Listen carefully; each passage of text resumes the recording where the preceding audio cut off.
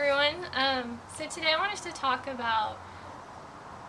wanted to make a follow-up video to the last video I made about parasitic people, and to give some techniques I found that have really worked in keeping them away from you, or if they're in your aura or your space, getting them out.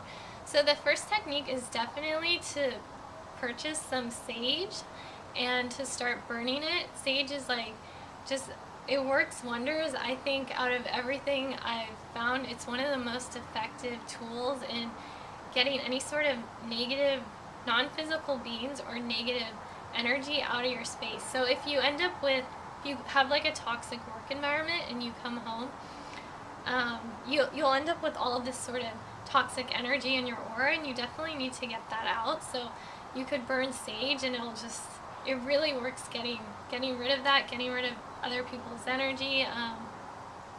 Saging your house will get rid of lower negative beings who might be in there that you might not even know are in there, but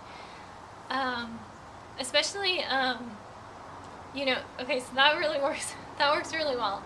And I have also found that in addition to that, the other thing that works really well is doing any sort of protection spells. You can do protection spells around your house. You can do them inside your house, as well as house blessings are also really good to do on the inside. You can do protection spells for your pets or your property, like your car. You can do them for yourself. Those I found are really effective as well. And you can also ask angels to just stay on your property and to guard like the backyard and the front yard and keep it safe. I found all that stuff works really well too. And let's see.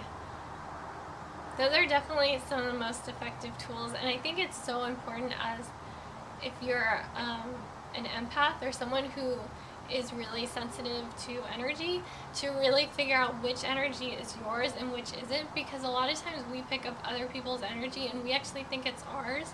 I know as someone who's been a lifelong empath, it took me almost like the majority of my life to realize most of the energy I was feeling wasn't even mine, and I was actually just feeling other people's energy because I didn't know I was doing that.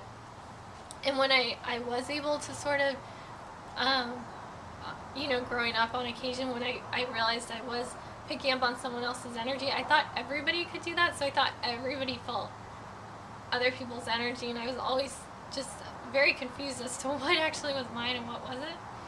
So it's really important for us to figure that out, so we don't have other people's lower energies bringing us down or making us feel sad. And I found a lot of times if I feel sad on a day, if I'll sage and get rid of all the energy that isn't mine, I actually feel a million times better, because it wasn't even my energy, I mean, these energies just, like lower energies and lower people are very much attracted to people who are high vibrational, who are just, we're like these beacons of light, and they just go right to the light, and then they try to attach to you and feed off of your energy. So a good example would be if you're someone who, a person suddenly develops an addiction. It can be any addiction towards food or drugs or anything, and they can't stop.